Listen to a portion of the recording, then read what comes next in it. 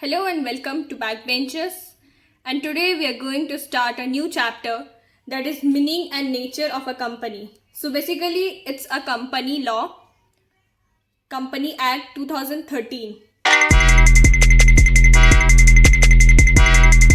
So first we have is what is the meaning of company? A corporation is an artificial being, invisible, intangible, existing only in a contemplation of law.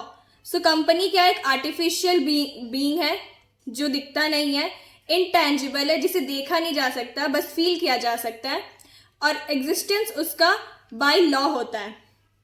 Company means a company incorporated under this act और under any previous company law. So this act means 2013 act and previous act means the previous one. So company has following features. First one is separate legal entity, which means company alag and uske members alag. When a company is registered, it is clothed with a legal personality. So company कभी भी register होता है तो वो एक legal personality के अंदर clothed होता है, मतलब ढका रहता है. It comes to have almost the same rights and power as a human being. Company के पास भी वही राइट्स और पावर्स है जो एक ह्यूमन बीइंग के पास है, like director, managers of the company. It existence is distinct and separate from that of its member. उसकी एग्जिस्टेंस अलग है, उसके मेंबर्स अलग है. A company can own property. Company property own कर सकता है, बैंक अकाउंट हो सकता है कंपनी का, लोन रेज कर सकता है, लाइबिलिटीज ले सकता है, and even enter into a contract. Company contract भी एंटर कर सकता है. Next is even member can contract with company, acquires right against it और incur liabilities to it. So even उसके मेंबर्स भी कॉन्ट्रैक्ट कर सकते हैं कंपनी के साथ, राइट्स एक्वायर कर सकते हैं उसके अगेंस्ट और लाइबिलिटीज भी चढ़ा सकते हैं कंपनीज के against. Next feature of company is perpetual succession. Members में डाइज और चेंज. मेंबर में अगर चेंज भी हो जाए या मर भी जाए बट कंपनी चलते रहती है, but company goes on till it's wound up. Company चलते रहेगी अनटिल अनलेस वो वाउंड अप ना हो जाए कोई स्पेसिफाइड एक्ट या ग्राउंड्स के अंदर, मतलब कोई फ्रॉड किया या किसी रीजन की वजह से कंपनी बंद ना हो जाए. Since a company is an artificial person created by law. Company दो आर्टिफिशियल पर्सन है, लॉ से बनाया है. Law can only alone can bring an end to its life. तो लॉ ही कंपनी को बंद भी कर सकता है, उसकी लाइफ एंड कर सकता है. It existence is not affected. उसकी एग्जिस्टेंस को कोई अफेक्ट नहीं होता है, चाहे मेंबर्स आए चाहे मेंबर्स जाए, डेथ हो या इंसॉल्वेंसी हो उससे अफेक्ट नहीं करेगा. Next is company is limited liability.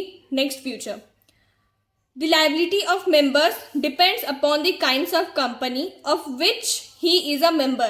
So members की liability limited होगी या unlimited होगी या limited by shares होगी, ये वो kinds of company पे depend करता है कि किस टाइप का company incorporated है. Next is artificial legal person.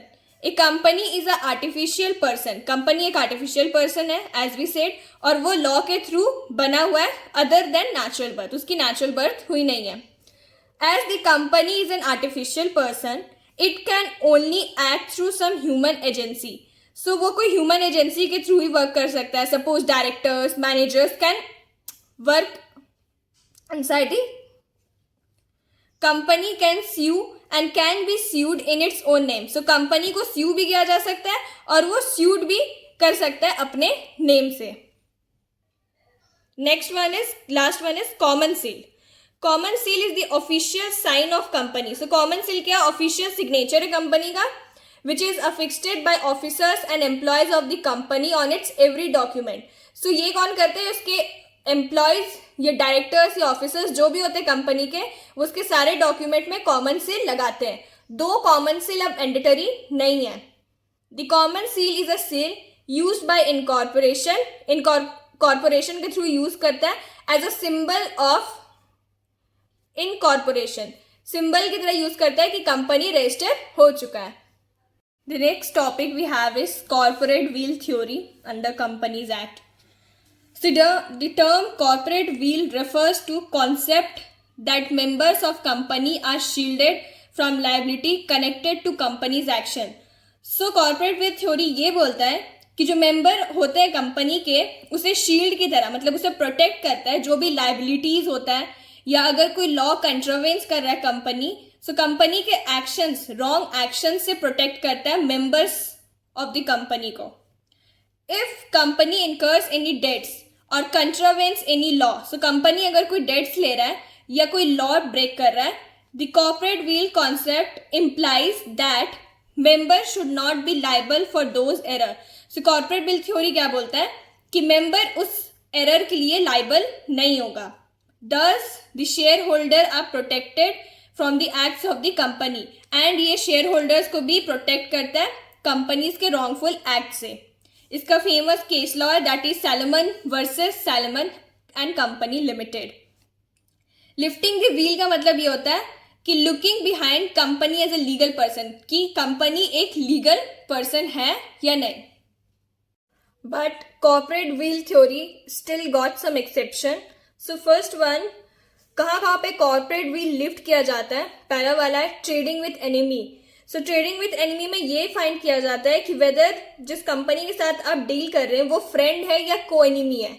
During war time you can't trade with any other company. Next is where corporate entities use to evade or circumvent tax. Suppose you created 2-3 subsidiary companies in order to reduce tax और आप tax नहीं पे करना चाहते हो. सो वो क्या होता है कि धोखा होता है. सो उस टाइम पे भी कॉर्पोरेट व्हील थ्योरी लिफ्ट किया जाता है और इस केस में कंपनी को लाइबल नहीं ठहराया जाएगा, प्रिंसिपल को लाइबल ठहराया जाता है. टू अवॉइड लीगल एक्शन और ऑब्लिगेशन, इसमें क्या होता है to reduce the amount that you are going to pay to workman as bonus. So इस केस में भी कॉर्पोरेट विल थ्योरी लेफ्ट होती है. Where companies form other companies as their subsidiary to act as their agent. So company और भी subsidiary companies बनाती है उसके एजेंट की तरह वर्क करने के लिए. इस केस में प्रिंसिपल को लाइबल हेल्ड किया जाएगा इंस्टेड ऑफ कंपनीज और यहाँ पे कॉर्पोरेट विल लिफ्ट किया जाएगा. Where device of incorporation is adopted for some illegal or improper purpose. So कोई भी illegal काम के लिए आप कंपनी क्रिएट कर रहे हो. So इस केस में क्या होगा? So with this we end the chapter here. For more educational videos, do like, share, subscribe my channel, and you will get the Telegram link on my description where you will get all the PDF of this notes. Thank you.